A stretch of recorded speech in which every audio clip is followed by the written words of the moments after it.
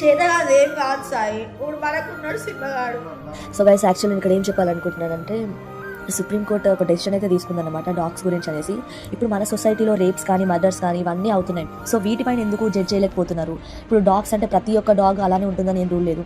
కొన్ని ఇన్నోసెంట్గా ఉండొచ్చు అండ్ కొన్ని కొంచెం హైపర్ యాక్టివ్గా ఉండి ఇట్లా కరవడం కానీ అలాంటివి చేయొచ్చు. అంత మాత్రం ఇలాంటి డెసిషన్ అనేది సుప్రీంకోర్టు తీసుకోవడం చాలా రాంగ్ అనమాట.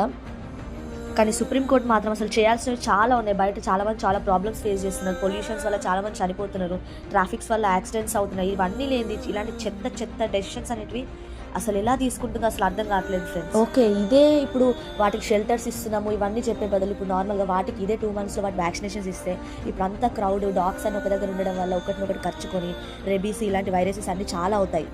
ఆల్రెడీ మీరు ఇన్స్టాగ్రామ్లో ఈ వీడియో చూసారనుకుంటే ఫ్రెండ్స్, నేను ఇక్కడ పెడతా చూడండి. అవి ఎంత సఫర్ అవుతున్నాయి ఆ మధ్యలో ఆ సౌండ్స్ వింటుంటే అసలు గుండె తలకపోతుంది ఫ్రెండ్స్. అక్కడ చూస్తే 3000 డాగ్స్ కంటే ఎక్కువగా ఉన్నాయంట friends. Please save the dogs.